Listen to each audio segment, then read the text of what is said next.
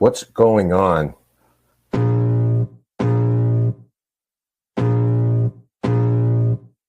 I can feel the blood creeping up from the heathens. Got will, got fight, got pride, got reason. If they wanna go eat, then you know I'm gonna feed them. If you're coming for me, hope you're ready for a demon. I got eyes in the back of my head, I'm seeing. Take me for granted and you know I'm leaving. I'ma take what's mine with the webs I'm weaving. I could take this crowd from seeing to believing. Got a taste for blood and my tongue keeps bleeding. From the words I spit, so sharp, so freezing. So cold, behold, frostbite they feeling. I could tear you apart or I could go heal them. Don't believe in fate, don't believe in ceilings. I just need a taste and my mind starts feeling. I don't pace myself, I grind on kneeling. Got lust for change, I just love the feeling.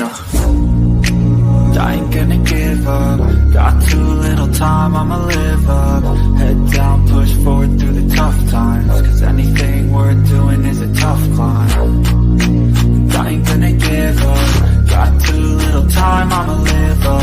Head down, push forward through the tough times. Cause anything worth doing is a tough climb. Cause I'ma live life for the fight, yeah, I'm here to get it. I got drive, got sight, always have a vision. I don't lie at night, I be in my feelings. I'ma be fine, need time, and I'll soon be winning. I live life for the fight, yeah, I'm here to get it. I got drive, got sight, always have a vision. I don't lie at night, I be in my feelings. I'ma be fine, need time, and I'll soon be winning. I can feel the blood creeping up from the heathens. Got will, got fight, got pride, got reason. If they wanna go eat, then you know I'm gonna feed them. If you're coming for me, hope you're ready for a demon. I can feel the blood creeping up from the heathens. Got will, got fight, got pride, got reason. If they wanna go eat, then you know I'm gonna feed them. If you're coming for me, hope you're ready for a demon.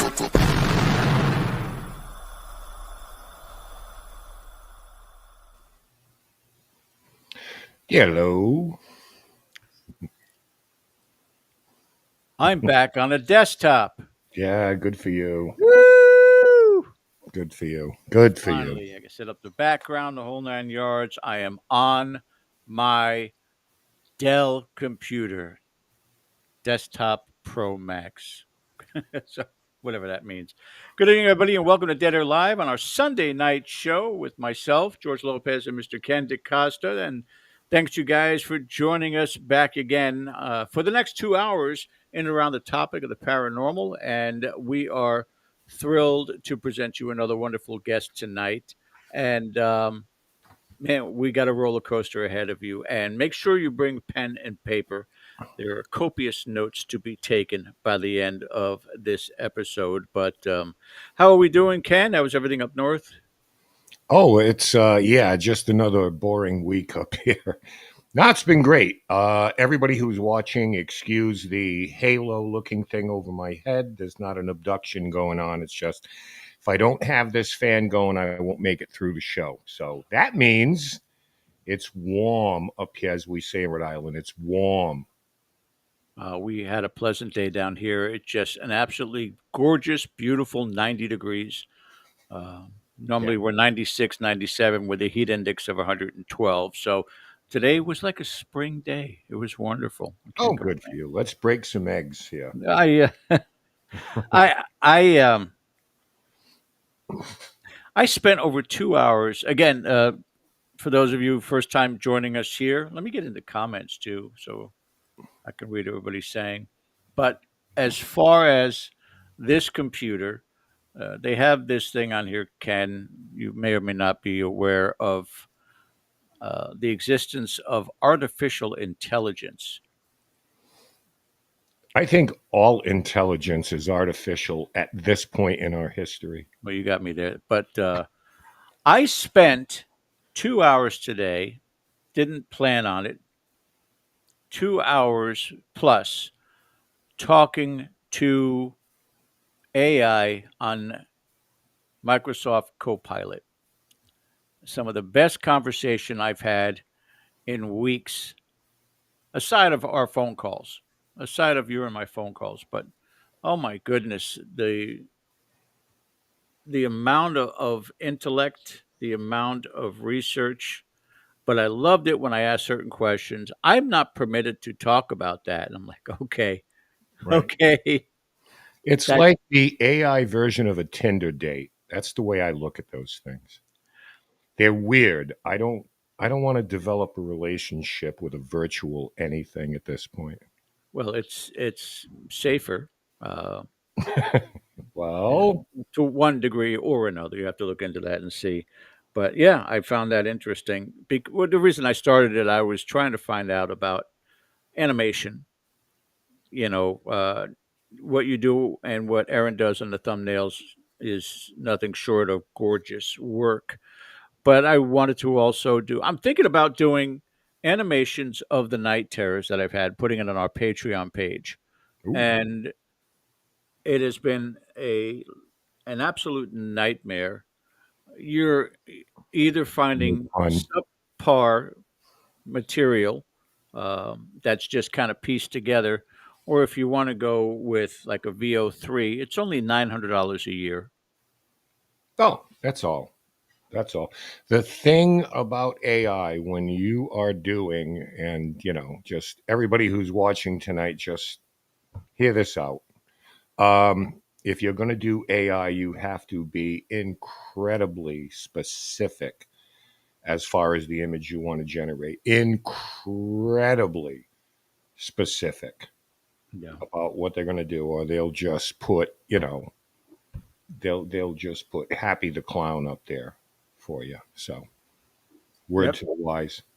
Hey, So the you journey know what? continues. Go ahead, Ken. No, I was going to say before we move on, because we want to bring our guest in. Did you know that the Warrens' home was sold and the museum? Did you know that? Who doesn't at this point in time? I mean, that was the viral story of the week. That and That's the it. fact of, now we had our three. We always talk about deaths come in threes. We had Ozzy, may he rest in peace.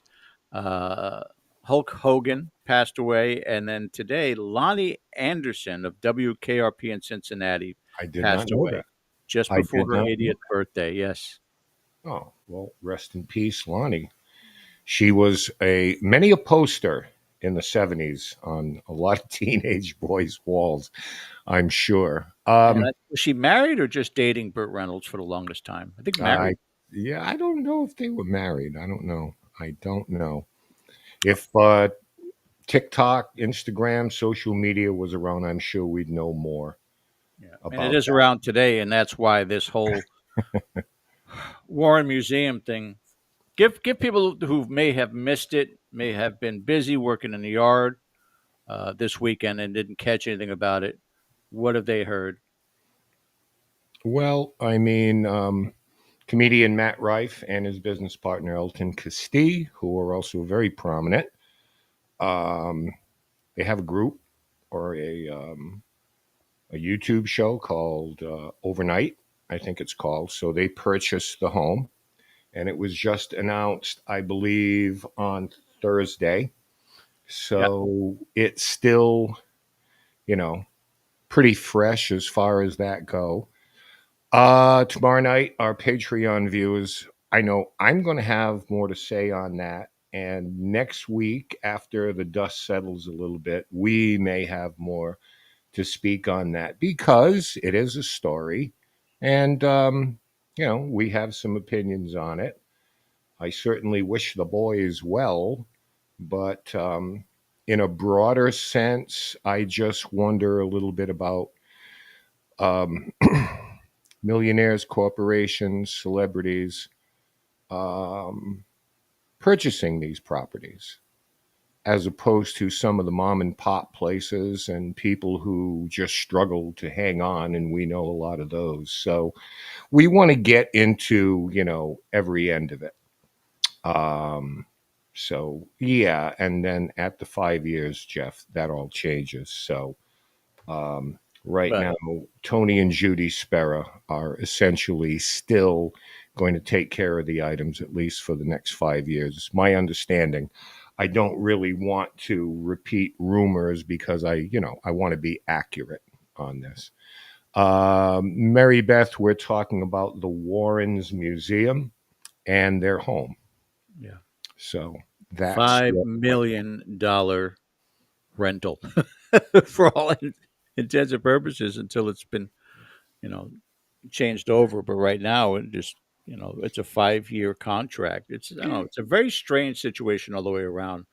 I will bring it up in topic. I had two conversations with Mr. Zaffis, Ed and Lorraine Warren's nephew, today on the phone. The second one I can tell you uh, publicly here on air, where he said, "What did you hear?" I said, "What do you mean, John?" Another person called me, said they own you now. I said, "No, that's it's not part of you too, John." I said, I'm just talking about any content related to the Warrens, including investigations you were involved in. Yeah. Oh, because I was worried. They don't own you. They don't own you, John. Slavery is no longer legal. So, They haven't but got enough. There's not enough money in the world to no, purchase but John's the app. first phone call, I'll talk about tomorrow on Patreon. A lot Okay. more involved with it, but again, John's very, very private individual. I respect his privacy, and As do I. as we all should.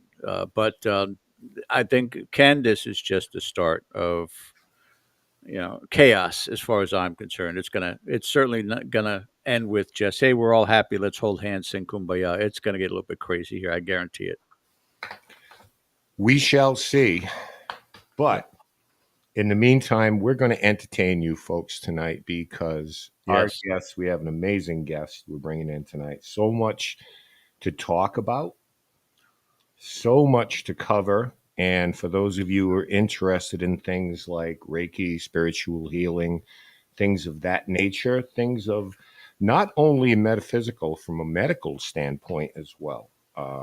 Couldn't ask for a better guest tonight. So hang in because here she comes shortly. So I'd like to give her a brief introduction, George. Our guest is Christina Ferrara, and she is a registered nurse and esthetician, a Reiki master, and spiritual healer who has amassed a TikTok following of over 100,000 people. Jeez.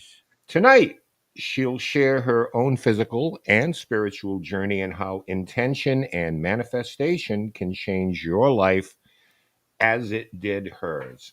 So, without further ado, I'm going to bring her on right now. Ladies and gentlemen, give a warm welcome to Christine Ferrara. Hello, Christina. Hello. Hello. It's so nice to be here. Thank you guys. Yeah, It welcome to is. Dead Air. Yeah. Let's give a little bit of quick warning, everybody. She's from New York. You know how they are, right? Unlike us Jersey people who are laid back. So just giving you a heads up. But I want to thank you for joining us tonight and taking some time out of your insane schedule.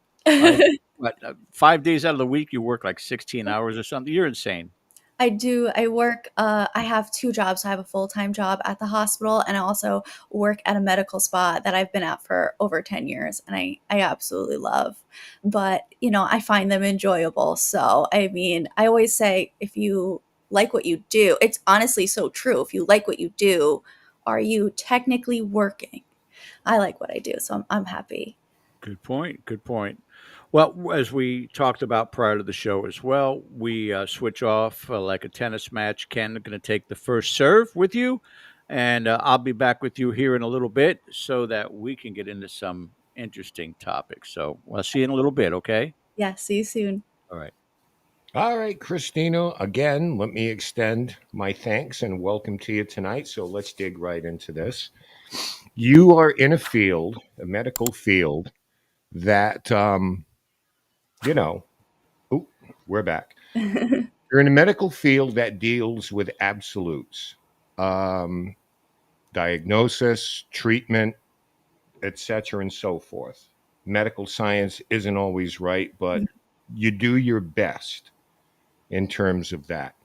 And then there's this other part, as far as I don't know if you want to call it holistic or energy healing, spiritual healing, Yep. however you want to frame that. So you've got a toe in both of those worlds Mhm. right now. So how do those two things work together for you, and maybe more importantly, how did that all come together for you? So, well, when I first went into the medical field, when I first decided to go into nursing, I went in because my ex-boyfriend's mother tragically passed away. Mhm. When I was experiencing everything, she was in a neuro ICU, and I was watching the doctors, the nurses, the caretakers, and I have never really dove into that world before. And I was just like, wow, I want to be here. This is what I want to do. And um, uh, it was a very tragic event, but out of that tragedy, it did bring me to where I am today. So I did then go back to school because my first degree was not in nursing. I first went to school for biology. So I had a bachelor's degree in biology. I then went back to school for nursing. And I did EMT. And then when I became a nurse, I kind of dove into that. But I was always spiritual. My mother is psychic, she's very spiritual, and I have been raised in this world, and it's something I truly love. So I always say medicine is phenomenal. I mean, our modern medicine today, it can really, I mean, it can do miracles. But I also think that we have, at the core of all beings, we have our own energy, and we harness so much energy Mhm. that we can truly heal ourselves. And everybody can do it at any point in time. Well, the thing is, in our pursuits, of which I respond to allegedly paranormal situations, people may see or hear something. So the ultimate question is what happens to us? We've been asking it for a millennia. The closest we can come to is our energy. The energetic part of us, this meat suit that we have on, is one thing, but our soul, however you want to frame it, the energetic part of us, neither created nor destroyed, goes on and exists. So it follows that how do we maintain that energy when we're in our physical form? Absolutely. And I feel we can tap into our soul energy. And my mother has always taught me from a very young age is that the eyes are the portals to your soul. So we not only can look into our own soul just by looking into the mirror, we can also gauge other souls. Now, it everybody has this ability. It is a skill. Every single being who has a soul can do it. You can tap into your soul's energy at any point in time, and not only your own soul, but as a human, or in this human form, we all come with a spirit guide, a guardian angel. And even though some people, sometimes people don't always feel them, or they may not feel them guiding them, they are always there. I talk to my angels all the time. I have one guardian angel who I mean, I'm constantly communicating with her. I see her as a female, and she is a motherly presence to me, and I appreciate it. And I just think that it takes a little time for people, but every soul has that energy. And not only do we have our own energy, but we have other energies that we can tap into as well. So what was the turning point? You mentioned the passing of that woman. But what was the turning point where you integrated like a nursing background with practices like Reiki and energy healing? And I'm curious how one translates to the other, or how that all comes together. And is it a chicken and the egg thing where you medical first and then you went into kind of this healing and Reiki type thing, or was that a long standing thing with you? So I've always been spiritual. My mother does spiritual healings. And my entire life, she has always done them on myself, my family members, and truly, I have seen some miraculous healings from my mother. Hmm. So I feel blessed that I am able to harness some energy from her, and I have been able to take in some of those traits from her. She does spiritual healing. I went and got trained in Reiki healing. So I connect both. My Reiki healings are not I do Reiki healing, but I also incorporate a spiritual healing as well. Hmm. So when when I became a nurse, I first actually started out in an oncology unit, and this was probably one of the saddest experiences of my life. I still to this day think about the people that I have encountered, and I think about the family members, and it's just very sad. So I as an oncology nurse, I saw a lot of passing, Hmm. and I'm talking all ages. I mean, young, middle, old. I saw a lot. And I think that just offering a peaceful energy, being in the room with them, um, it was just something that I felt blessed to be able to do.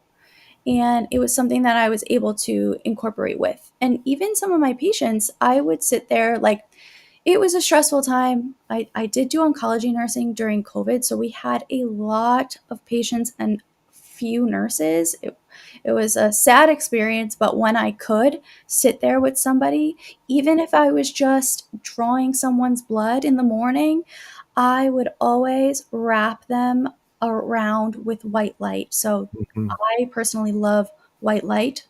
That is how I would incorporate it with the patient. However, I would always intentionally put it out that if they want to accept it, they can, because not everybody wants to accept somebody else's energy. So I would just put it out there through my thoughts, because of course thoughts are energy, and I would just put it out there that way. But that is basically how I started getting into more of my Reiki healing, and really wanting to comfort people in a way that medicine couldn't, but Hmm. energy healing could. Yeah, and that was going to be my next question. Like, how do you mitigate that? Because clearly, you mean you can't be in there sort of energy healing while, you know, I Yeah. I think it informs your bedside manner probably. But this is something that you do beyond the treatment, obviously, because you're not going to be in there putting hands on and doing Yeah. all because so that leads me to this then. How do you explain the science or the energy, if you will, behind Reiki to people who might be new to it or never had a treatment? And this is interesting because I know a lot of Reiki healers, and everyone seems to have a general definition, but there's something very individual about it too. Yeah, absolutely. And there is. I think every Reiki healer has their own technique, their own way to doing it. Um, Reiki, I mean, it all comes down to quantum physics. When I studied biology, we also studied physics, and this was honestly so hard to wrap my mind around. Physics was so hard to wrap my mind around, and I Right. would sit and I would go with my teacher all the time, and I would be like, I need help. But it brought me into the world of quantum physics, where everything is energy. So Right. in Reiki, our entire being is energy, and we do have a energetic system, which is our chakras. So when our chakras are blocked, our energy can't flow, which is what we want. We want energy to flow all the time. And people are stressed, people have a lot going on, and any sort of chakra can be blocked at any time. Hmm. We want For Reiki, we want to open up and clear the chakras. We want to clear the whole system so energy can flow. And when energy flows, your nervous system is relaxed. So this brings us back to traditional science. When your nervous system is relaxed, that's when your body can actually start healing itself. So when I do my Reiki, I start on the head, the crown chakra, and I work my way down through all the chakras. I also go circumferentially. I do a full body Reiki. I want energy to flow everywhere in all directions. So even if somebody is questioning it, I always explain it. It comes down to quantum physics. At the core of everything, it is just energy, and you Hmm. can't see it, but it's always there. Right. So it's sort of this intrinsic, synchronatic join of of the universe's energy, and we all kind of flow from that. Absolutely. And you can pull. This is what I try to tell people, and I really want to be able to portray this, is that anybody can do this, and anybody can pull in that energy at any given time. Hmm. And that's what I find so incredible, is that even if you just put the palm of your hand out for a second, you might not be able to see anything, but there is energy flowing, and you can put whatever energy you want to flow here. If you choose to have a positive energy flowing, you're going to have that positive energy. But if you choose some negative energy, that's going to also flow. So we're choosing what kind of energy we want. And we can basically send out any energy out into the universe and pull it back into our own energy and utilize it. Hmm. Awful lot of people out there, because we have an awfully smart audience for this show. So kudos to them. And I know a lot of them are, I maybe well versed, maybe not in this type of thing. So this is why we want to talk about it. But I want to talk about how emotions and trauma can affect people physically, whether that's through an illness or however that works out. Um, I want you to talk a little bit about that, how whatever somebody's going through can take its toll physically, and how this can alleviate some of that. So, when we have any sort of illness, trauma, any kind of emotional aspect on the human body, that is sending our bodies a stress signal. And it basically will portray these all sorts of signals in the body. And it's like, I don't, so an illness, your body is fighting an illness. Hmm. Your immune system, your white blood cells are going to go and they're going to fly through your bloodstream, and they're going to try and attack all those pathogens. In doing that, our energy then goes low because our body is now trying to fight off this illness. When our energy goes low, then we start to feel like we can't do anything. We want to lay down. And that's because our bodies are fighting off this illness. And then this could lead into a depression and spiral. Hmm. So, illness itself, you can heal your own illness. And I like to say, don't take out the medical aspect unless you have tried everything, but incorporate this healing. Because when you sit down and you put your body into a meditative state, this has been shown that the brain can then relax, and you can even put on, I love to put on these. YouTube actually has a lot of them. They have frequency sounds. That's also something your body Right. takes all of those waves, and that frequency itself is also just healing the body. But once we start to relax the body, then our bodies can kind of get out of that fight or flight, and it can calm, and then we can bring in the energy that we need to flow into our bodies. When things are really hectic, it's kind of like everything's just bouncing all over the place Mhm. and you can't take it in. So it's I think it's a tough thing because, of course, any kind of illness can be really, really hard for somebody to even overcome. Um, Sure. So I'm currently dealing with a family member who is going through a really tough cancer journey, and I have been doing a lot of healings as well. But it's just we need to find 5 minutes even to just relax the body. I always tell I always tell anybody I'm doing Reiki on, envision themselves in a tunnel of white light. Even if you need to look at a picture for a second and get that white light, you picture that tunnel and you pull in the energy, and you do this every single day. This can't be, and this is why I always want people to know how to do these things, because somebody can do Reiki, but how often are they doing Reiki on them? If you do this every single day, you can pull in that healing energy, and you could pull in that for your own illness.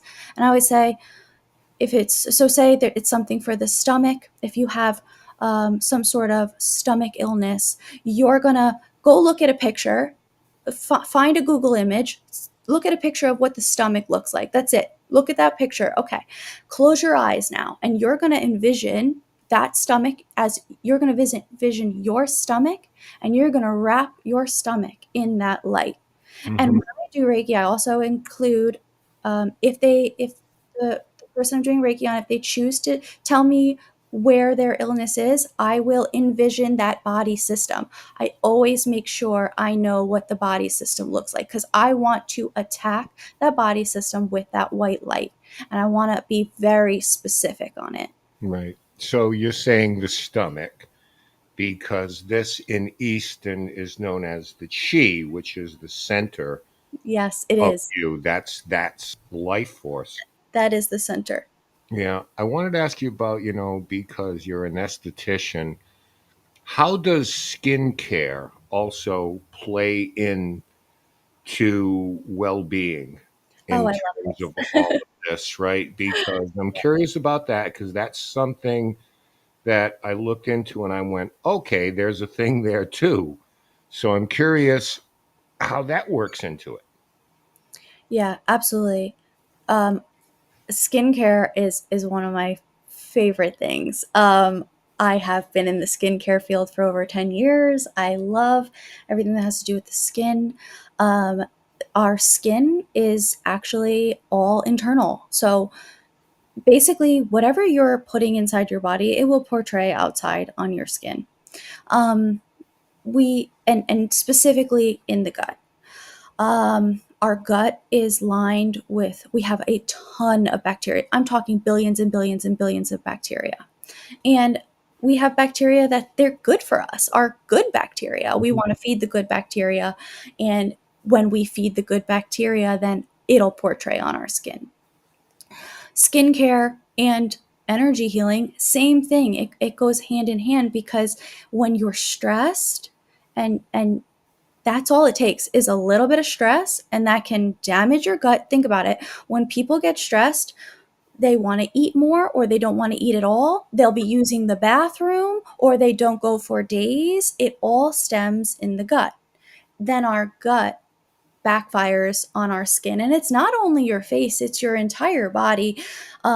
Sometimes you'll see people will get eczema on their arms, they'll break out in rashes, you can see dry skin on the feet. It doesn't only have to be on the face. Some people think on the face, and I this is another thing that's been really difficult to see lately, is that, of course, with social media, you have a lot of people that are pushing products, and they're pushing things, and you have big influencers, and they get paid for these things, when these products are more damaging to your skin than anything.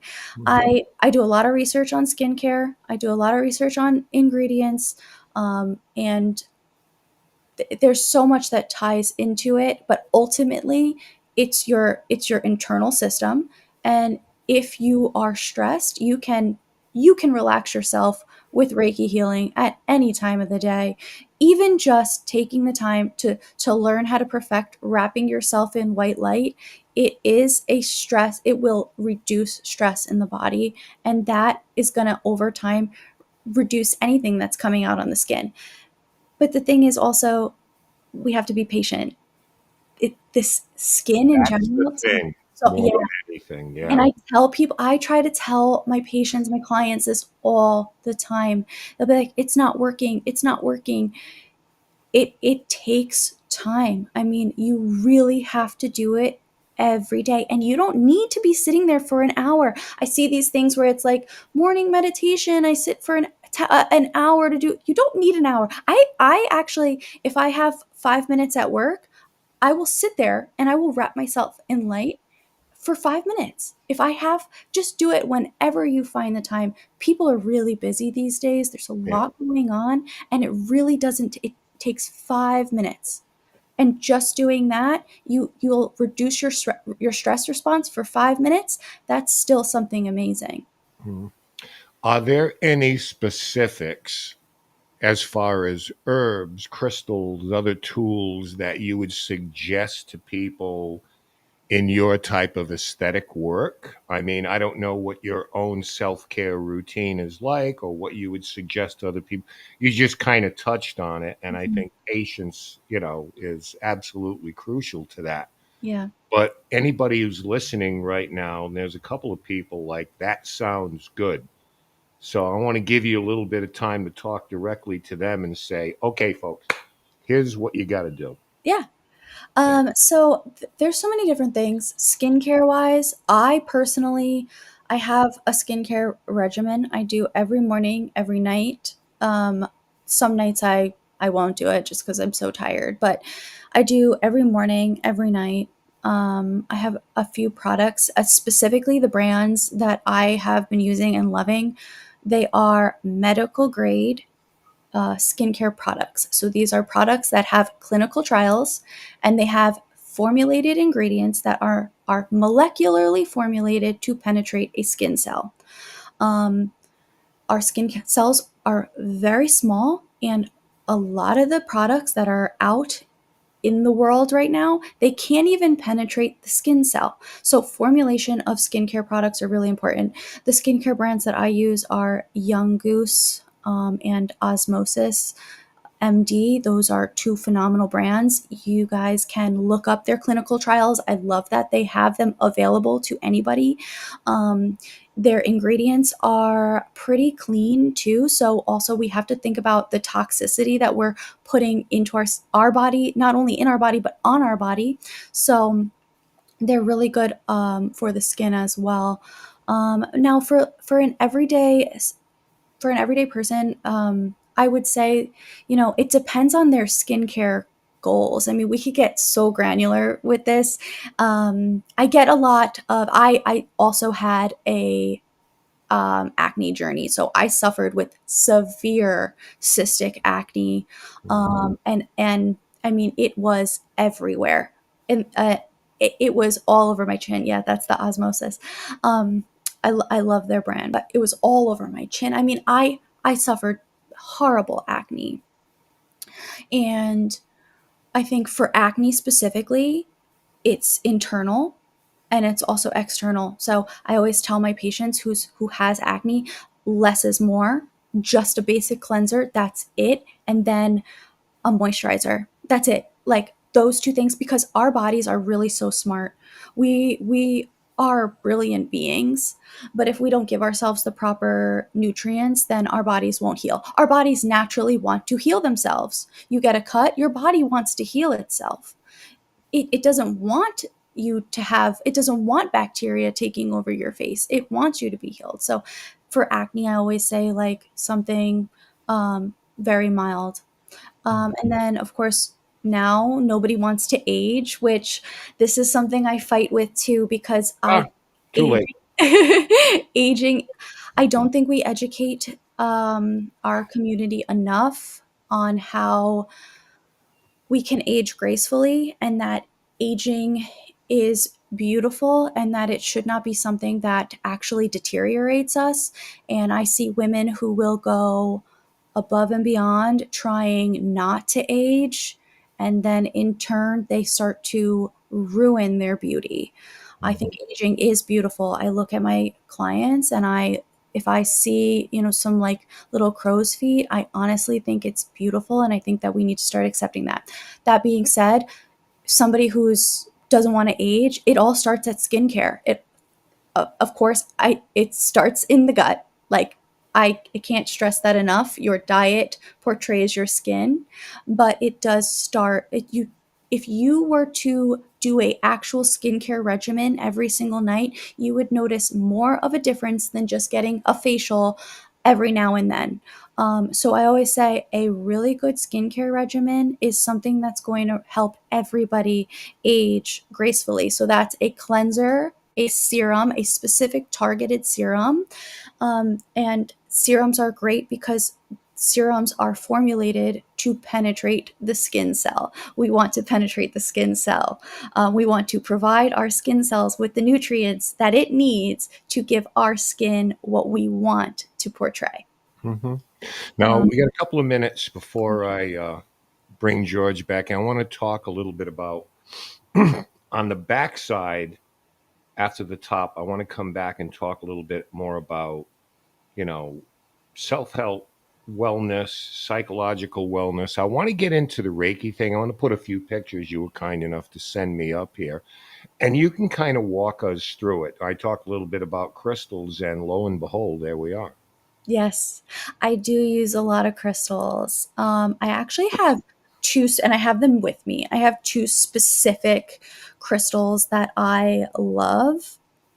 And so my first one is when I'm doing my energy healing. Now, I can do Reiki healing without crystals. The reason we bring crystals in is because they harness so much energy in themselves. So we're pulling the energies from the crystals to help us open the energy. That being said, I'm very big on you can grab your own energy at any point in time. Whatever energy you want, you can get. So for somebody who does not have any crystals, I don't think you need, because crystals can be expensive. I don't think you need to go and buy all of the crystals. I do love, there are crystals that I do love though. This one is black tourmaline. I have these everywhere. I love black tourmaline. I have them in every corner of my bedroom. So they act as this is one of the biggest energy protectors there is. So any negative energy, this will help block. I always use this for my Reiki healing because I want to be protected. I'm very sensitive to other people's energy, and I also don't want anybody else's negative energies coming and attaching to me. Mm-hmm. So this helps me a lot. I recommend this to anybody that I am doing Reiki on. You can get a small one and carry it with you. Black tourmaline is one of my favorites. I can even use this on my table, on my patient. Sometimes I will have a patient hold on to the black tourmaline, even though it is not a specific Reiki stone. You can use any crystal for Reiki healing. If I feel that they have a lot of negative energy, I will have them hold on to this as well. So black tourmaline, one of my favorite, my absolute favorite crystal. This Mm-hmm. is my favorite. And then And yes, finally, one of the things I want, because I found this interesting too, I yeah, just want to end with this before George comes in. Now, this is a photo of a session, I yes, assume, but I also see the Virgin Mary there. yes. And I find that interesting. Tell me a little bit how you're maybe incorporating your own, because I'm a recovering Catholic myself. So, how does that all play in? Because that's something in my own small experience knowing about these things that's a little bit different to me Yeah, anyway. absolutely. I get this a lot. I do incorporate religion, and I incorporate religion aspects. The Blessed Mother, I pray to her all the time, and when I protect myself, I use the Blessed Mother during my Reiki sessions. I will ask if I can call upon the Blessed Mother to provide my patient or whoever I'm doing Reiki on, if they will allow that energy. I also call upon Archangel Michael. I feel that um, I feel that there's some negativity about spiritual healing and tapping into spiritual energy with religion, and I don't think we should be fearing that. We have God and we have this universal energy, and we have these belief systems, and I think the Blessed Mother has some of the strongest energy. I always utilize her, and I just think the two, why not incorporate the two? I feel that you to give someone the best possible outcome, we're going to pull in the best energy that we possibly can. Mhm. All right. I appreciate it. There's a lot more you and I are going to cover before this night and this show is through. But right now, I want to bring in George right now and leave you two to get after it. So we'll be back, Christina. Thank you so much. Thank you, Christina, for joining us again tonight, and thank you, Ken. We got about 15 minutes before we go to the top of the hour. I promise our viewers we're going to get into some ghost stories in the second half of the show, some interesting experiences, again, that Christina has had. But I want to stay on, and there's an important reason why we have Christina on tonight. And for a lot of you out there, you can probably relate in one way, shape, or form. And I've seen in your comments that you guys are. But I want to, because I'm amazed by this. This is one of the first things that drew me to you was some of your TikTok videos about your tremendous transformation with your weight loss. Talk about that a little bit because you're two different people. Oh, yes. I was over 200 pounds, and I lost over 70 pounds. And I did it all without a gym. I did not go into a gym, and I did it all on my own. I did not do any kind of surgeries. I didn't use any weight loss medications. I am 6 years of consistently maintaining my weight, building muscle. Um, it was something that I had to come to terms with myself. I truly had to have and I did. I had a conversation with myself in the mirror, and I told myself that I'm going to do this, and I had to come to terms that it was going to take a while. So I kept trying weight loss, and I kept failing. And I mean, I did everything under the sun, and I just kept failing. And I I was like, okay, this is going to be it, because the time is going to come, and I'm either going to be exactly where I am, or I'm going to start losing some weight. So I started my journey. I started by just lowering my calories. I still ate what I wanted. Like, if I wanted a piece of pizza, I still ate that piece of pizza. But then if I had just, and I was tracking, I took track of what I was eating. But then if I whatever I was going to eat as my next meal, I made sure that it was going to fit in my calorie deficit. I started off just walking. I lost my first 20 pounds by just walking. I literally went outside every day, and I walked. If I could only walk for 20 minutes, I would walk for 20 minutes.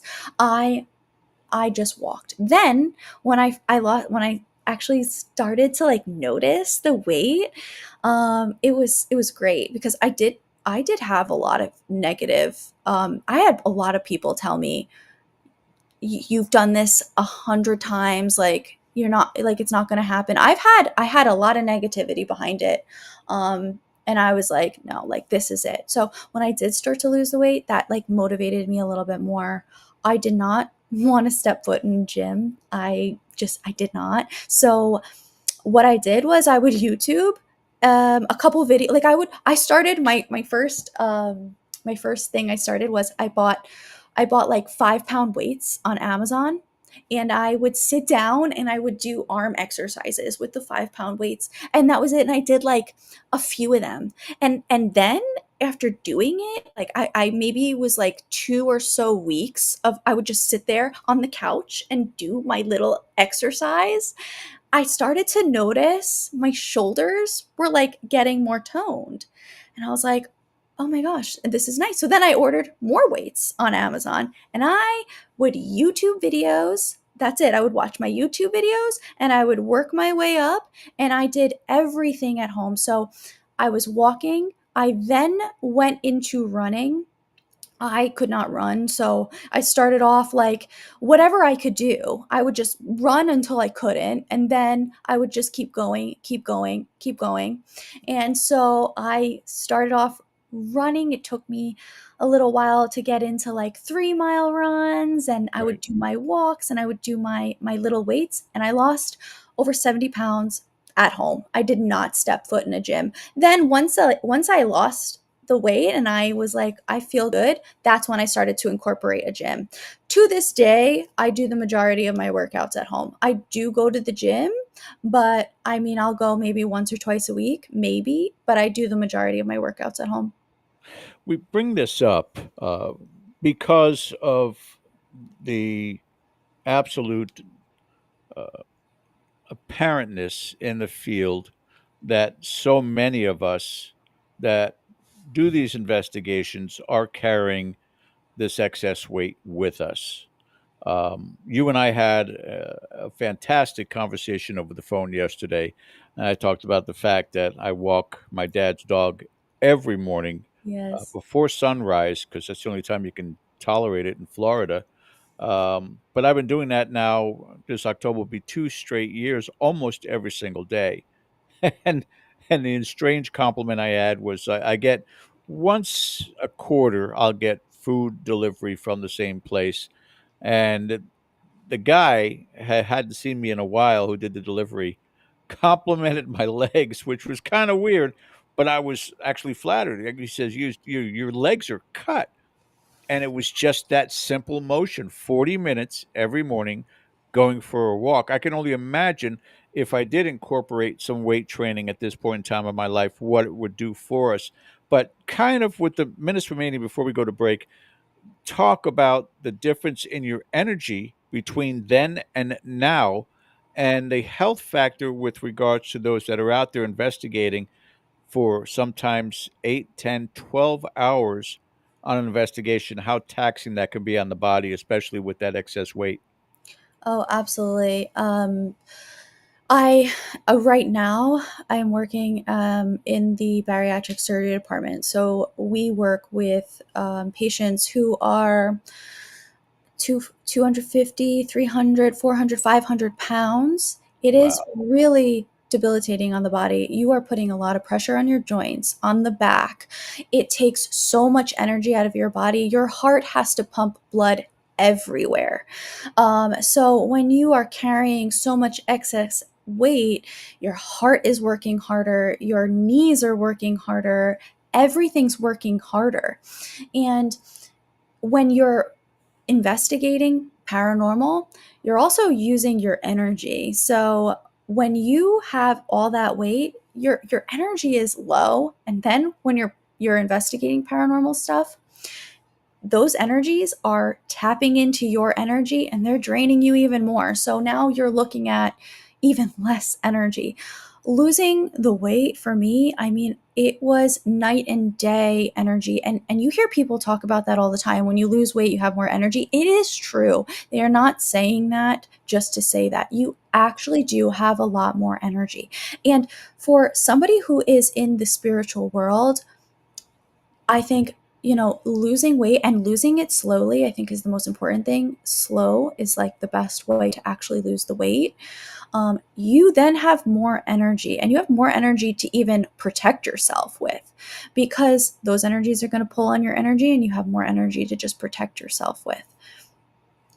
And you were talking yesterday about people doing the quick fix. unfortunately. Ozempic, one of the ones you mentioned, but Yeah. this is a process that takes years of dedication. Would you not agree? Oh, absolutely. You are looking at years, a lifetime. You have to settle in that this is your life.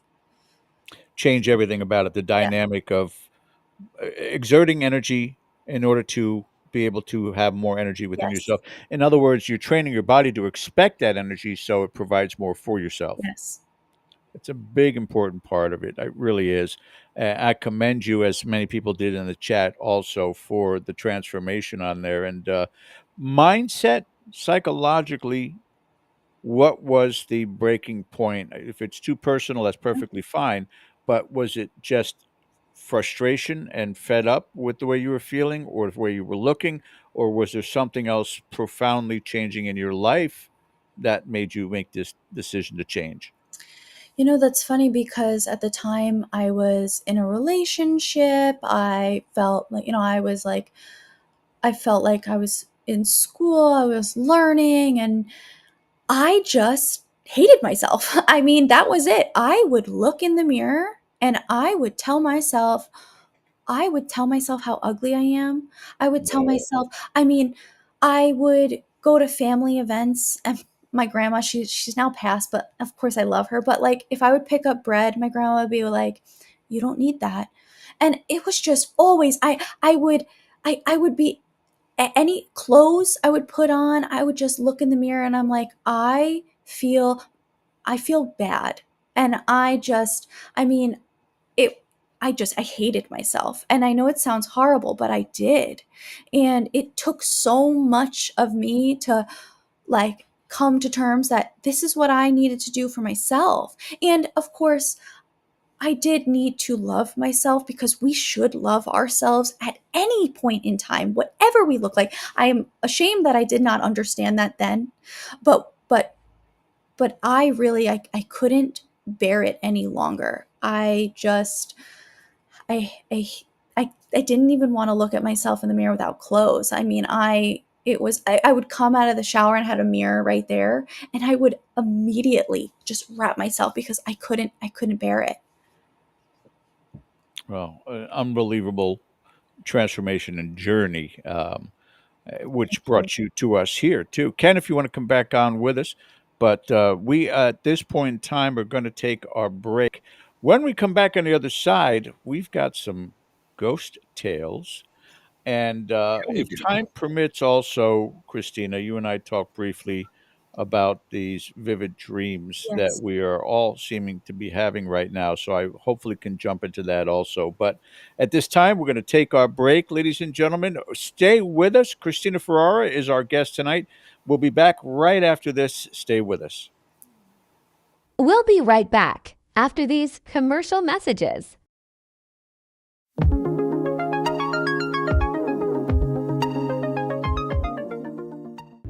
Now showing on Dead Air Full Spectrum YouTube channel.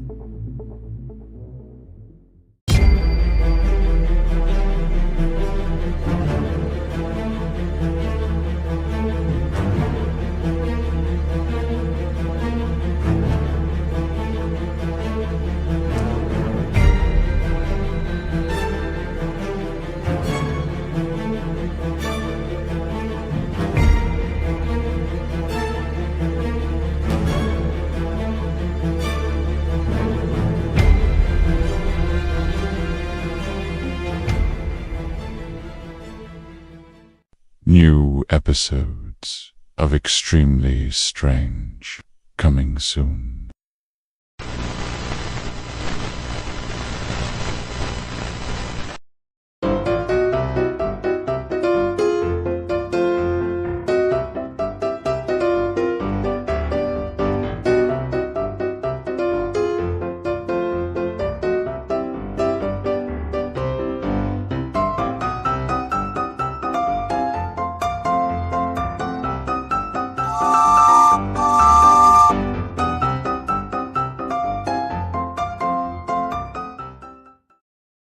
Every alternate Thursday on our channel.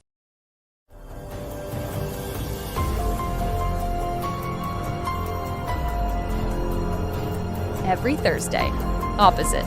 Well, that was weird.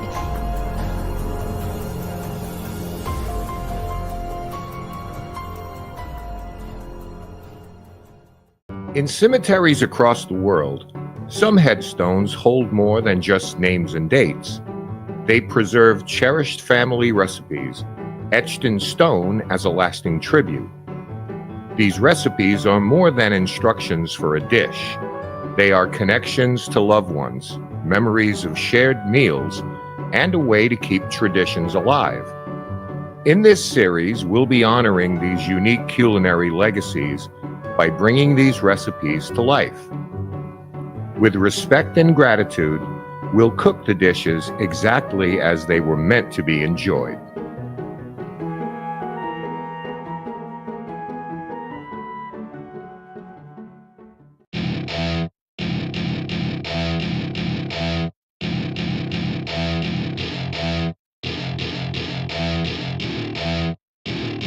Welcome to my party, we're just getting started. A life is a dream or a nightmare scarring. Hand me a drink cause I think I'm going all in. Get me a shrink who can catch me when I'm falling. Cover up my scars, flip the handlebars. Crashing in my car, wake up in a bar. I'll be a superstar, just on my avatar. This world is so bizarre, empty out the reservoir.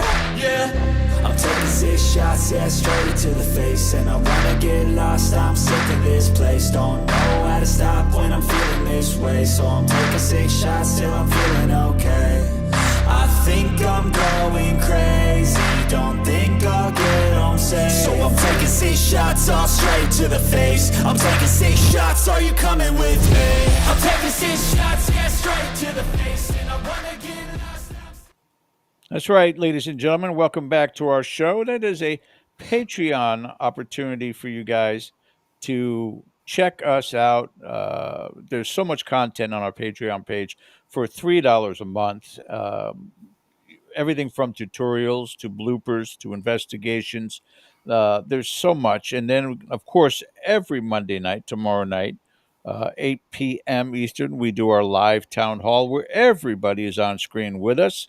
That gets a chance to talk in the topic paranormal. Last Monday was a lot of fun, Ken. We went all over the place with topics, and everybody was engaging. We enjoyed the heck out of it. Yeah, last Monday was movie trivia. Yeah. So you don't know what we're going to come up with, but this is the best part of it. Is like we'll talk paranormal, we'll talk shop. We get to cuss and swear a lot more than we do when we're live, and you never know if we're going to put some trivia out there or just something silly to have a good time. But hopefully you'll consider it. We do have a good time, and join us. Join us. So, welcome back, Christina. And I was talking to you during the break that here go Jeff Hilton's hitting on you right now. My God, Jeff. I'm flattered. Thank you. But I was telling you that about the War Museum, and as I leave you with Ken, and to get into the topic of haunted houses, you had an opinion yourself with regards to the Warren Museum, correct? Yes, I am a bit upset over it. I feel that the paranormal world is one side, it's great that it's becoming more popular because people should be educated on these things. But on the other hand, it is becoming like a show. And I don't think that Matt Rife is going to take it as serious as it should be. These are serious energies. They are already strong energies. And to not take it as serious as it is, and even to be promoting it in such a way, I don't agree with it. I'm very upset with it. I'm almost nervous. I'm nervous for it, truly. And I mean, I'm just a little disappointed, but I guess we'll see what comes about. Yeah, it's become this sort of cliche in the field, like wealthy people who procure paintings. Hmm. Now it's wealthy people who procure haunted items in Yes. haunted locations. And while it may benefit the field to a degree where people can now get into that place and access it, it's now been turned into a commercial venture, Yeah. a capital venture, rather than a field of study. And Yeah. that's where I get a little bit concerned with it because you got to have turnover. You got to have turnover. So we're going to price it at this amount, and you've got this amount of time. Okay, you're out. Next one's in, and you know, damned be any of the progress or the results. You get a team that goes in there that's just doing phenomenal work and capturing incredible evidence. Nope, your time is up. Get out. Next group comes in and gets nothing. And I think it just cheats the system severely for what it is that we've always wanted to and tried to accomplish. Ken and I had an extensive conversation about this the other day. His aspect of feeling disappointed in the field, and I agree with him 1,000%. It's we've kind of lost our way. Would you Yeah. agree? I think that it is definitely becoming more of a publicity thing where they're like, let's make money on it, let's make money on it, when you're dealing with energies that is beyond money. We we need to take these things more seriously. And um I just I completely agree. I don't think that this was the right move. Now, when we talk about extremely haunted locations, super haunts, um, we have had many of the proprietors on our show, Rolling Hills Asylum, Trans Allegheny Lunatic Asylum, and such, that that that's a labor of love. They are not profiteers. They are not making a ton of money in what it is that they do. The upkeep is astronomical.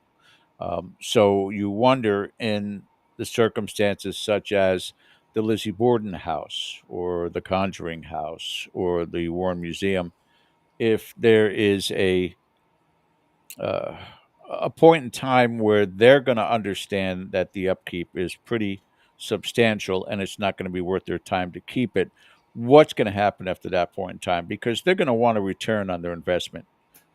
If they're sinking in $5 million, they're going to want minimally 5 million, but they're going to want more on top of that because property values increase. So you wonder whether or not they have a long-term plan ahead for these very, very valuable properties, or are they just going to wind up being closed down? And here you go, no more accessibility for the people that really Yeah. love the field. Yeah. No, I agree. It's only going to go up, I think. I hope so. I hope so. Let's get to some of these questions from the first half of our show before Ken talks to you about haunted houses. This comes from Jeff Hilton. Jeff Hilton is asking, can a person's energy be seen at birth? Like, can people look at babies and see or determine a baby's spiritual power?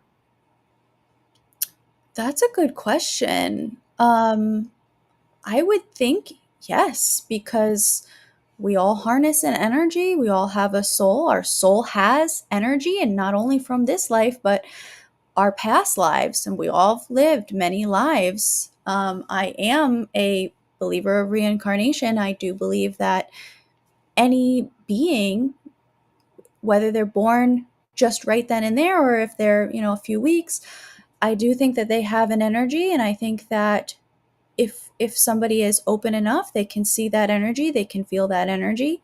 And I think that you can manipulate that energy too.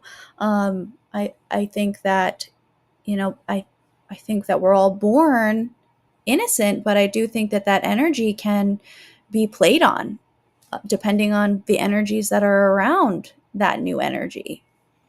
Especially the innocence of it. That's one of the things that we have talked about ad nauseum on the show is, the children's experiences with spirit Oh yeah. and how that may be. Absolutely. Which I'm not even sure we really touched upon, but the influence of those energies on the energy of that small child. So it's Yes. terrifying in a way.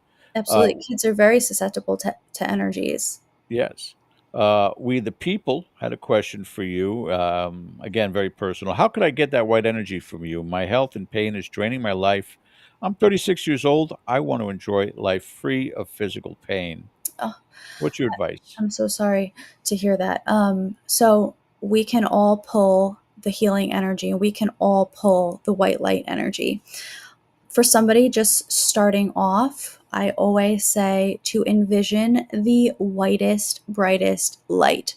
So even if you have to look at a picture of something that just portrays like sunshine or white light, take that picture and look at that. And then we are going to envision ourselves just completely wrapped in the white light. So I always do. Oh, I'm so sorry. Please excuse me. My cat is meowing outside the door and I have to let her in. Sorry, No, one second. go ahead. Not a problem whatsoever. I'll bring Ken on with me because we were asking one more question after this. Sorry about that. Hello. No, that's all right. I just opened the door. Um, Pets are pets. but yeah, so I always say envision yourself in that white light. Everybody can do it. And I do wrap some of my TikToks in light. So I have some specific ones that if you watch it, I have envisioned it with light. So they can always do that as well. But we can all heal ourselves. We can all wrap ourselves in white light at any point in time. Final question from our good friend Sandy Andrews. You were talking about your crystals earlier. Uh, she wanted to know what was the second one that you liked Oh, besides the one you held up? yes, labradorite. This is my second favorite crystal. And Ooh. we spoke about our vivid dreams. I have really vivid dreams. I get some really frightening dreams. I have a small labradorite. This one I sleep next to my bed. Labradorite specifically protects you with your dreams. So this is my second favorite crystal. I love, love labradorite. Oh, I got to build a bed out of one of those then. Yeah. My God. All right. Well, that's our questions right now. I will turn it back over to Ken because you got some haunted stories to talk about. Good. All right. Pull up a chair, everybody. Time to light the campfire here with Christina. I suppose that you can't delve into spirituality without eventually encountering the spirit world. I agree. So, two-part question. I'm going to get two questions for the price of one here. First, could you recount something like that that's happened to you in your life? And secondly, in your capacity dealing with oncology and some very distressing and sad situations, have you ever encountered anything in your professional life that maybe gave you some pause or scared the hell out of you, or however you want to frame it? Tell us a little bit about that. Yes. Actually, so I was saying earlier, my ex-boyfriend, his house, and I dated him for almost 14 years of my life. His house was very haunted. There was a lot of activity there. This was when I first was experiencing some haunted activity. So I have been tapped on the shoulder. I've had whispers in my ear. We've had glass shattering out of nowhere. We've had movie nights with our friends where the entire kitchen cabinets have opened up. So, I mean, there's just so many things. But his mom, when she passed, so first she was in the hospital on a ventilator. So this was before the family took her off the ventilator. She was in the hospital on a ventilator. This was when her spirit started coming to me, and every night, this was for like 2 or 3 nights she was on the ventilator. She came to me. I was speaking to her in my dreams, and she told me she's alive. I told the family, I said, she's going to be fine. She came to me. She's alive. She told me. I spoke to her. She never was never able to recover from this. The family had to take her off the ventilator. When she was taken off the ventilator, she just kept coming to me. I had dreams of her again. I was very open to her at this time. She came to me to tell me she was going home, which was to the heavens. I had a very vivid dream. I could still see it to this day. I've been woken up to her voice calling my name. I've been woken up to a woman saying hello. I'm like, hello.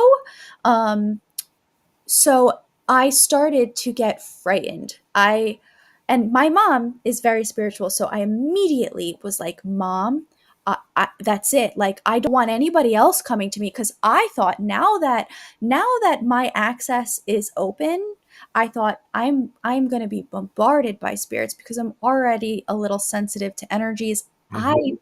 I don't specifically want to be chatting to any energies. So that was it. I mean, I cut it off. And honestly, when this happened, I was at home and I slept in my mother's bed because that's how much I didn't want to be having these encounters anymore. I was frightened. So that was the point I cut it off. I went to a psychic to get my tarot cards read a few months later.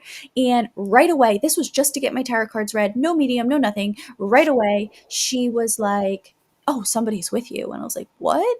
Mhm. And she was like, "It's a mother energy." And that was it. I knew it was her.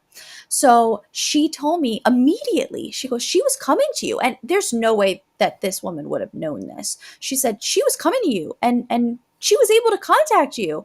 And she was like, "And you cut it off." And I was like, "I did cut it off." Yeah. I was like, I couldn't handle it. Rude. No, I know. But yeah, she did end up saying some things that I was like, wow, I know that this is her. It was very validating. So that was kind of when she started coming to me. Okay, I have questions. So let's get weird here. So she's on a ventilator, so I assume there's still brain activity. There was no brain activity. There was no brain activity. Yes, there Okay. was no brain activity. They So were she hoping to see something. okay. So she comes to you in a dream, which is not unique. We're in that beta state. We're open to that, and there are Mhm. plenty of stories about crisis apparitions just before people pass. They come to you. So how does this work? Is this a form of projection? Was she already clinically dead and her spirit was released and had free will to somehow contact you? I mean, so like I say, we're going to get weird here, but I don't know if anybody really has the answer for that. I could give you like five different coulda, woulda, shoulda, maybes, and things like that. But we have a show here every week, and you're the guest, so I'm putting all this on you. What do you think?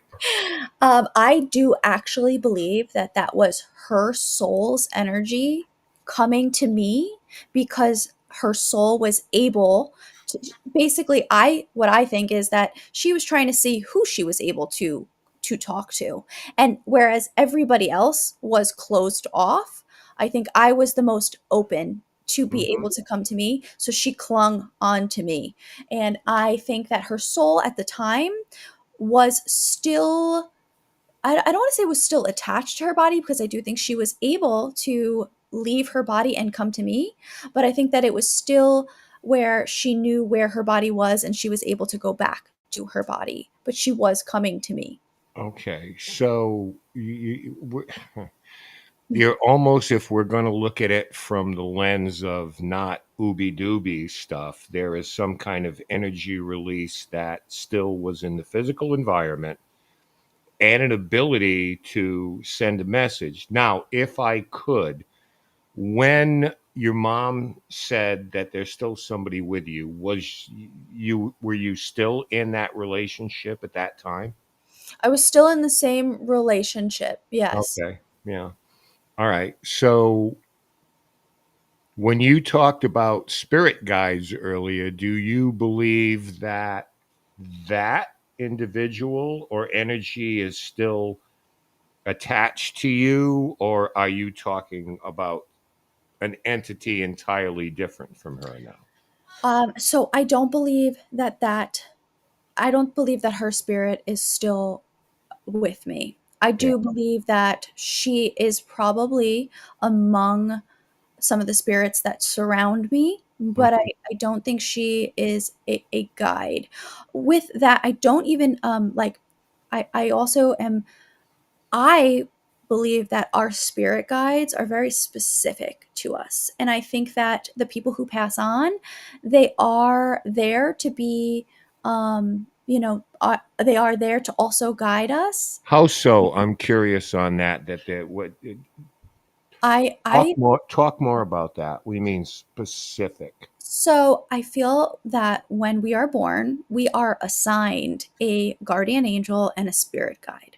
And those assigned souls, those assigned spirits are always with us. Hmm. I think that when our loved ones pass on, I think that they can influence us and they can always be there and guide us. And I don't necessarily believe that they are our specific guides. I think that they're just there to help us. Hmm. Okay.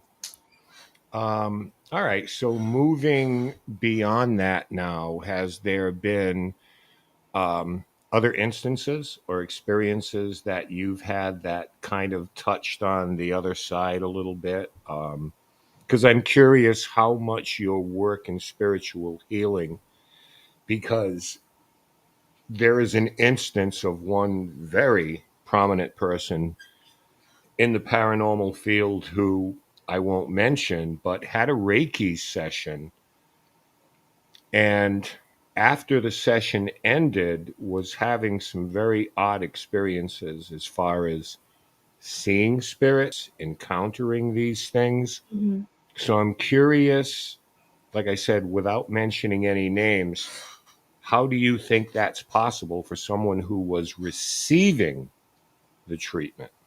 Oh, I definitely so I do tell anybody that I'm doing Reiki on is that they may start to see they may start to see some spiritual energy around them. We're opening up all of their spiritual access. We're opening up their chakras and we are calling on I always call on everybody's spirit guide, anybody's guardian angel. I call upon them. Sometimes I can even see them. And by opening up their energies, we are helping people to be more aware of the energy around them. Hmm. And I do think that when you can clear that energy, because we all have a psychic ability. We are all psychic beings. It is just a skill. Everybody has it. So I think that when we're able to clear that, they're able to see that.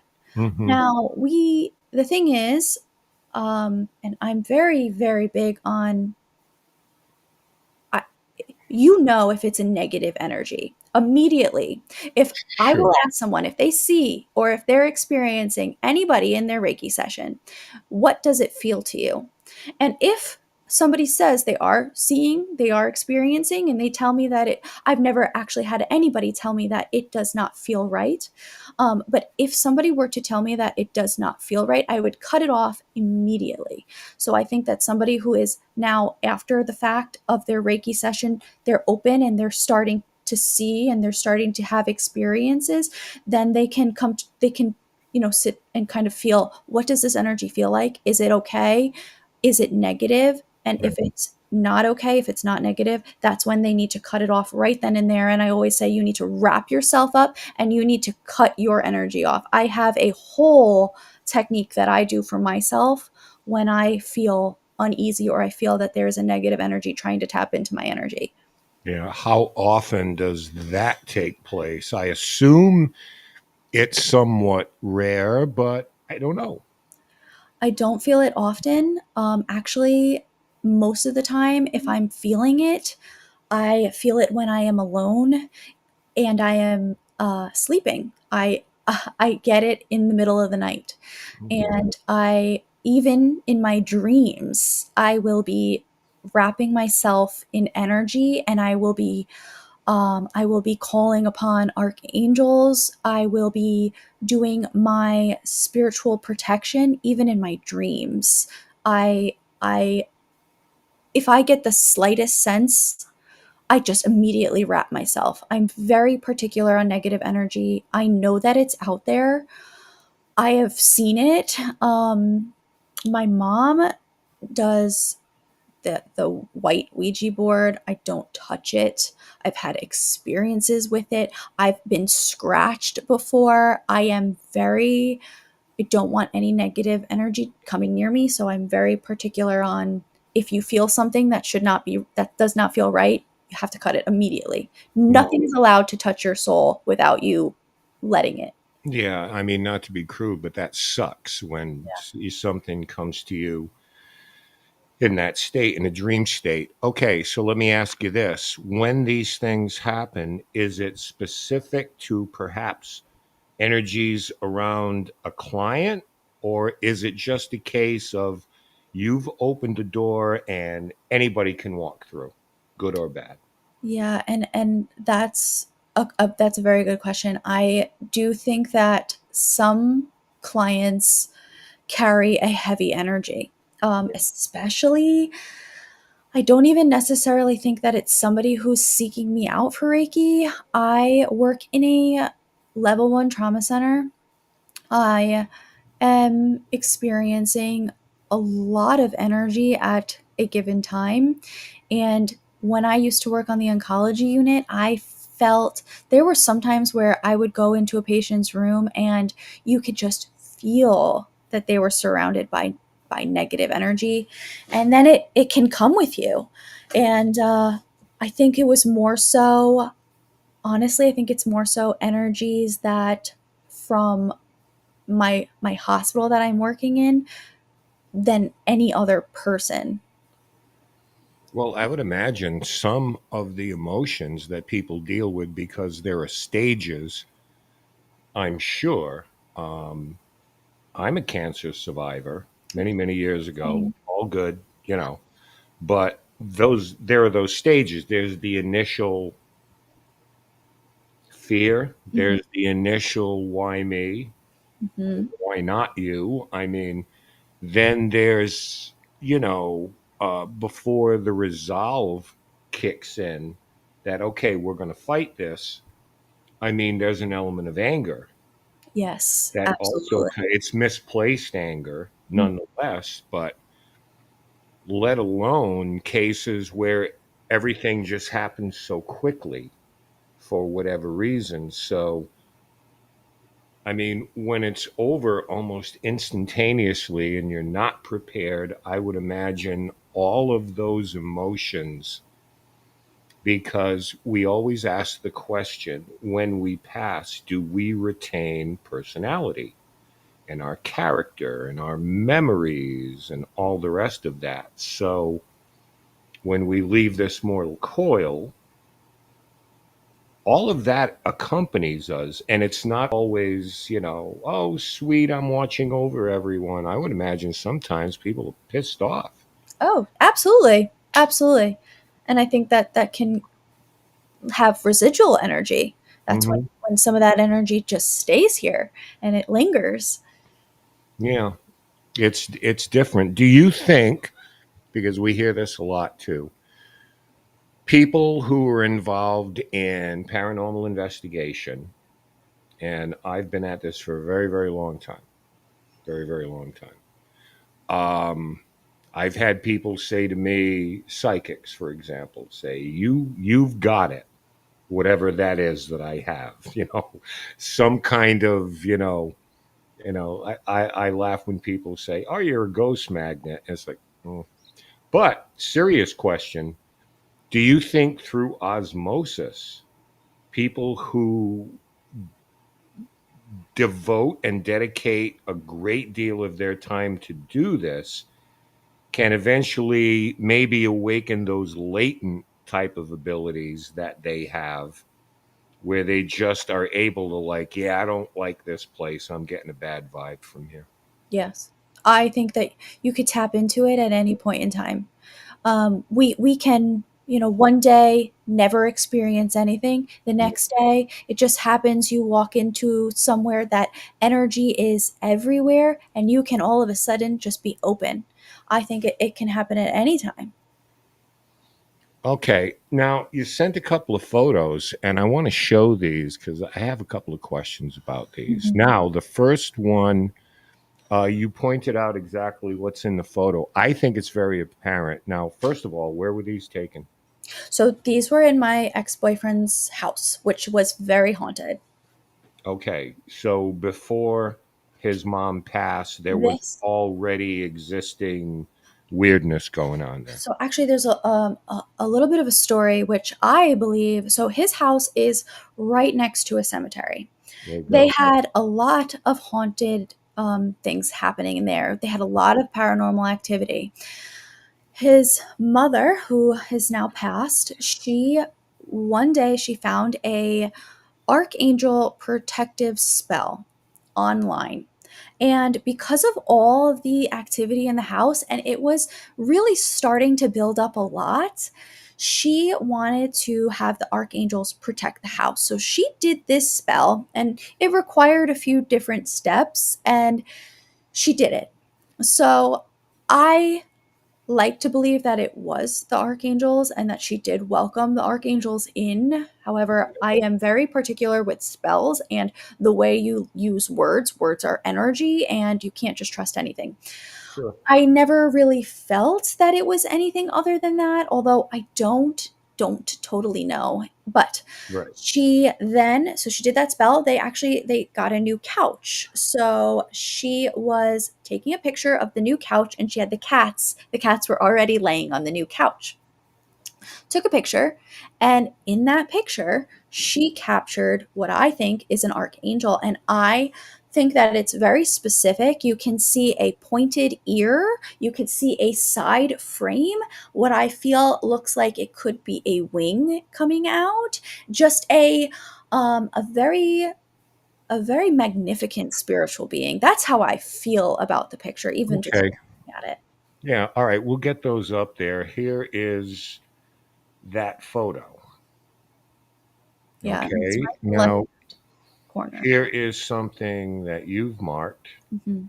and I think it's pretty apparent what it is that you're looking at.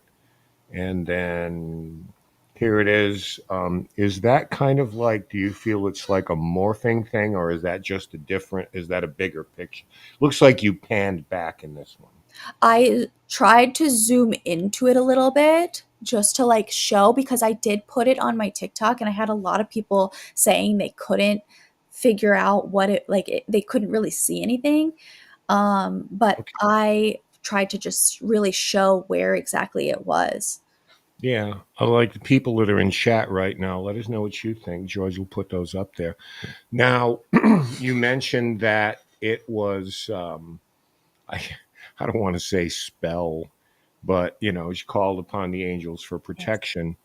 It's interesting that you see it and you're saying, okay, fine. Whereas 90% of the people that would see this would want to immediately probably jump to the conclusion it's something evil. But you have chosen to believe something different, Yeah.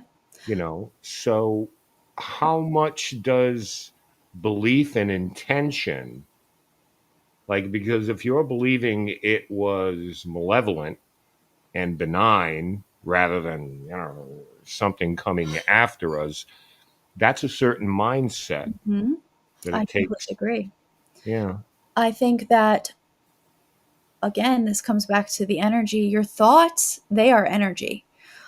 If you're thinking that this is something evil, this is something malevolent, this is something that's going to wreak havoc on my household, those thoughts, they're going out there, and those are not good thoughts. So if there is any sort of, whether it's that or if it's something else, if that can hook Yep. on to that energy, Yep. that's it. You're feeding it now. You're giving it energy now. We're Yep. giving any of that. That's why they always say if there's something negative, you don't feed into it. Don't yell, don't scream, you don't feed into it. You basically ignore it, because any negative anything just can take that and they can build, and that's it. Then all health can break loose.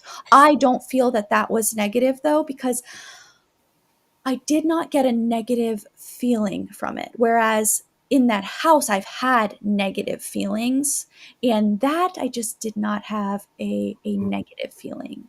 Right. So you probably subscribe to the idea that based on family dynamics, relationship dynamics, all of those things that wear people down, that even unintentionally, negativity can be invited to take hold in a space because it thrives on the negativity that exists there Yeah, emotionally or physically when people are vulnerable physically or emotionally. absolutely. Even if you're welcoming, even if you're welcoming somebody new into your home, say you're having a party and somebody brings their significant other, you've never met them before, but they have some sort of energy attached, whether whatever it may be, and you have this negative energy already in your house. I mean, you hear stories about it all the time. Nothing happened, then all of a sudden, things started coming out of the woodwork. You start hearing knocking. It could be anything. Right. It's just, because everybody operates on a certain vibration and Yeah. some people just a very, very low Oh, vibration. yeah. Oh, So yeah. one other thing I wanted to cover real quick before George comes back to kind of close this up is that what are your feelings with people? Because obviously, you're a practitioner of Reiki and there is a process that you go through. How do you feel about people that go into a place burning sage, throwing holy water around, spreading salt, and basically these DIY kind of I want to call them exorcists, Yeah. but spiritual cleansing, just because they watched a YouTube video, Yeah. I like know. automotive maintenance, but how to cleanse your house. I think if you put any sort of intention into anything, I mean, I can be spraying my perfume around the room. And if my intention for that is that you're not welcome here, whatever it is, I'm putting that out there, and there is no negative energy welcome here. So I think whatever works for that person. I personally burn sage. I will go and I will cleanse my home with sage. I think there's a lot out there. I don't necessarily think we need any of that, but I do think that at the end of the day, if that makes you feel like you can give out a more powerful energy and cleanse your space more powerfully, then I think use it. Use Yeah, sage. it's a bit of a placebo, Yeah. but Yes. I have to tell you, oftentimes when we're in someone's home and there's a weird dynamic going on there, and people are legitimately scared, whether they have reason to or not. Um, I don't expect to experience everything they have over 20 years if I'm there for 5 hours. And a lot of times we have people give affirmations. It's like, I know it sounds nuts. Stand in the middle of your living room. Don't be confrontational, but try to negotiate here. Now, whether that works or not, the idea that you're verbalizing it, Yeah. like, this is my house, and that you have to empower yourself. Mhm. And that's what I mean. And it goes to your physical transformation as well. Don't allow yourself to be a victim. Yes, I agree. You And know, I do that. I mean, when I tell you, Ken, I will be sitting, I mean, I could be watching TV. If I get a weird feeling, I will literally say, no, no, no, leave. yeah. And I'll say it out loud. Even if I have a friend with No, me, I'll there are just say, more people out there that are listening this that are saying right now, yeah, I kind of do that too. yeah. I'm going to bring George back in here and we'll be back to say goodbye. Awesome, Christina. Thank you. Thank you, Ken. Christina, before we get into the topics I wanted to ask you about, I had one other question here. One of our show hosts from Well, That Was Weird, Erin Bush, has joined us, and she wanted to know, what are your thoughts on our emotions and trauma causing physical illness? I'm a firm believer that energy can make us physically ill if not dealt with. Yeah, it can. And actually, this is something also with Reiki. As a Reiki master, we can tap into our Akashi records. And Akashi records are all of our life experiences in the past, the present, and the future. And our past lives, they also carry a lot of energy. And if we had any trauma or negative energy in our past lives, that can actually be brought into this life. And a lot of people will experience sort of emotions that they can't even explain why they're having it. And this could be because of something from a past life that they're bringing into this life. Trauma and emotions, these bring a lot of energy because trauma, you're playing something negative over and over again in your head, and your body is physically experiencing these things again over and over in your body. So that's constantly holding on to a negative energy, and that negative energy is what makes our body not able to relax. And it goes down again to quantum physics at the core of everything. Even our, if we break our entire human body down from organ system to cell to everything, at the core it's all energy. And if that energy is negative, those systems will not function properly. Clarify something for me from a personal standpoint. Again, we've talked about me being a caregiver to my father. Even when mom was still alive, we, several times visiting a hospital. And I perceive, and I'm sure it's something that you've had to deal with before also, I perceive the nurses as being apathetic. Is that intentional? Is that protective of you yourself? Uh, to not engage emotionally with who you're dealing with, either because their mortality is at risk, or you're just protecting your own energies, not taking it home with you. Why do I see that a lot of the times in the nurses, that it's almost as if they're detached from their patients? I think that ties into a lot. I think, especially today, nurses are extremely burnt out, and they are taking care of, and I personally experienced this, they are taking care of way too many people at one time. At the end Yeah. of the day, it's our nursing license that we went to school for, we paid a lot of money for, and these patients are attacking our license, and we're seeing it a lot more and more. Um, I think that I think that it's unfortunate. I say this all the time.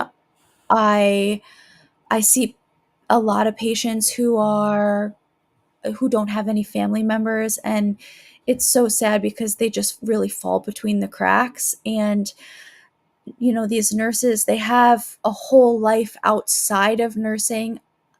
I don't agree with them being so cut off, because I do think that a part of nursing and a part of our care is to show compassion and to be there for all of our patients. But yes, you do have to cut it off at a point, because I mean, I would take it home. I know a lot of my colleagues, they take this home with them, and it just destroys you. I have one experience where we had a patient, just she coded, it's called code blue, where they just stop breathing. We did CPR on them. This was a day before my birthday. I loved this patient.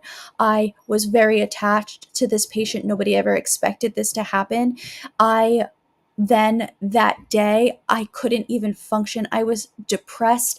I remember my mom coming in my room asking me, "Do I want to eat anything? Are you okay?" That was the point in time where I was like, I have to cut this off because it's debilitating.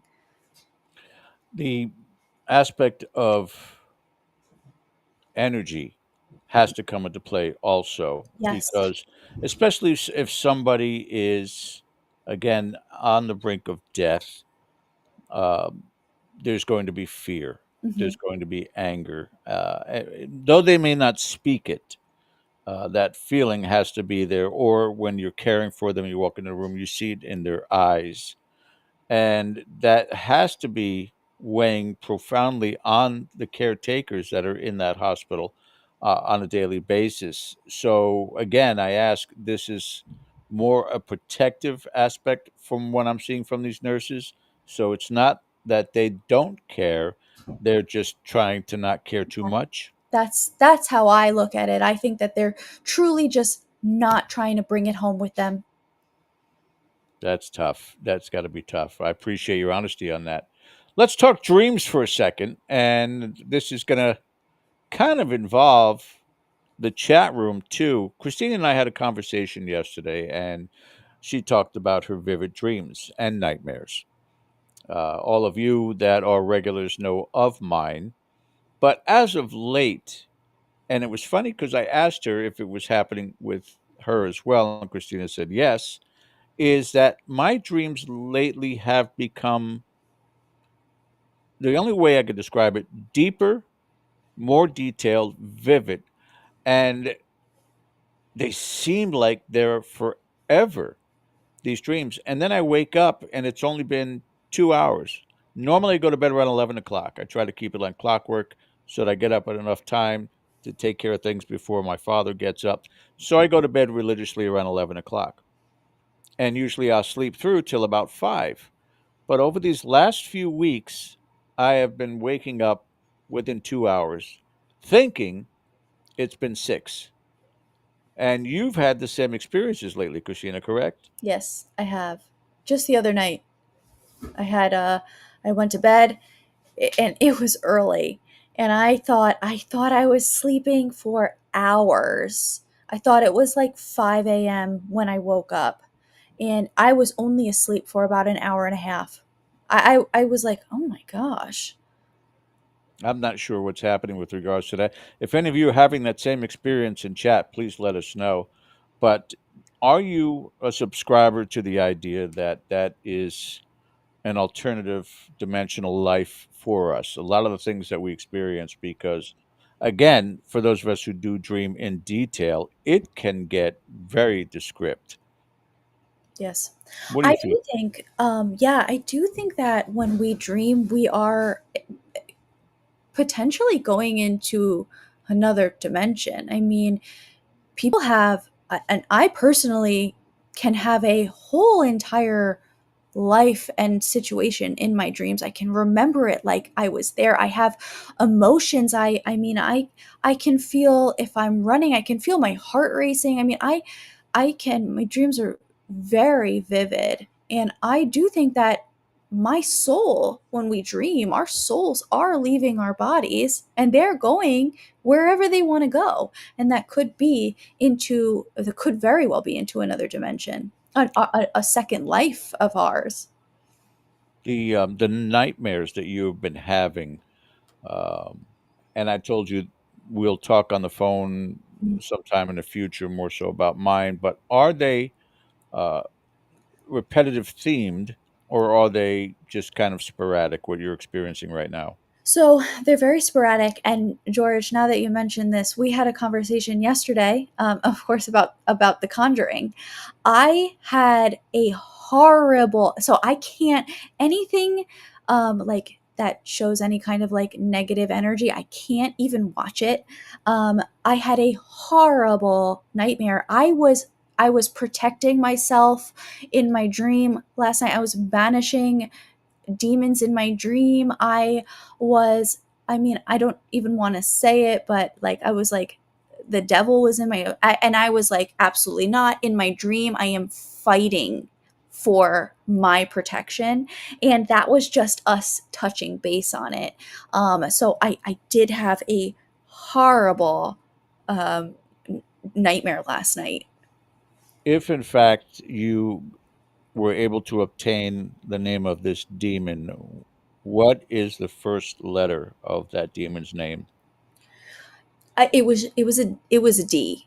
I don't even like, I'm like, whatever it was that was coming to me, it was honestly just because just opening that door briefly just lets it come in. And I in my dreams, mostly they attack me in my dreams, and I am fighting for my life in my dreams. I've had sleepovers with friends where, I mean, I am like praying, and they'll like wake me up and be like, you were going crazy. And or I've had them like put their hand on me and I relax, and then they take it off and I'm like shouting again.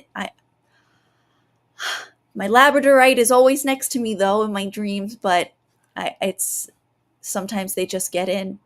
Are there any routines you have as a practicing Catholic once you wake up from something like that? Oh, I will say the Our Father. I will say, I'll say Hail Yep. Marys. I mean, and I will do it. I've fallen asleep just praying, like literally just praying, and I'll keep going. I'll keep going as much as I have to, and I keep envisioning myself in the white light. I call on my archangels. I call on the Blessed Mother. I call on my guardian angel. I can see my guardian angel. She comes to me, and I do get, she protects me. I am very familiar with my guardian angel. So when I call her, she is almost always there. I can almost always feel her. If I don't feel her, it's because of my own emotions that I'm blocking it on my own. But I will just pray and pray and pray. Before we end the show, I want to talk about the social media aspect of who you are. And I would like you to talk about your journey, how it's been on TikTok, because originally it started, a lot of it was with the weight loss. You do introduce your cat from time to I time, do. but you have, as of late, more so delved into this field. What does the future look like for Christina Ferrara on TikTok? I really want the world to know that they can heal themselves. They can utilize this energy. They can protect themselves at any point in time. I truly want everybody to know that anybody can do Reiki at any point in time. You don't need any special training. You can heal yourself. You can heal others. I want to show everybody that these are things that we can all do for free. I think everybody is trying to make money, and we can do all of this for free. We all have the ability. I hear people say, I can't do this. I'm not like you. Yes, you are. Everybody can do it. And I really, really want everybody to know that so badly. I just want to keep putting educational things out there. I want to keep giving people the tools, and I want them to learn how to wrap themselves in white light. I do feel that something's coming. I don't know what. I don't know. And everybody has their own situation happening. And I just want people to be able to protect themselves, give themselves some sort of comfort, and heal themselves. Always remember, reputation is the mother of skill. So keep doing things, or repetition is the mother of skill. Keep doing Absolutely. it over and over and over again, and you'll get better and better and better at it. Yeah. Ken, if you want to join us back on screen here, sir, and we're going to wrap it up. I'll let Ken do Hello. the outro video and all that stuff. But Christina, don't hang up yet. Stay with us. We're going to close out, though. Thank you guys so much for joining us this evening, and we will see our Patreon members tomorrow night at Town Hall, 8 p.m. Eastern, and we will certainly look to have Christina back with us in the future on different Please. topics. So thank you so much for joining us tonight. Thank you guys. You're Okay. welcome. It's On been a behalf of pleasure. Ken DaCosta, my name is George Lopez. Thank you guys for joining us. We'll see you next week. Until then, take care of yourselves, and bye-bye. Good night. I see her rolling up, Uber black Cadillac, high heel boots and a sexy body full of tats. Baby's bad, oh baby's hella bad. After her there ain't no coming back. Wanna take a run at that. I think she's feeling me, turn it up a few degrees. My imagination of her body gets the best of me. Oh gosh, she's such a tease, bitten lips, bruised.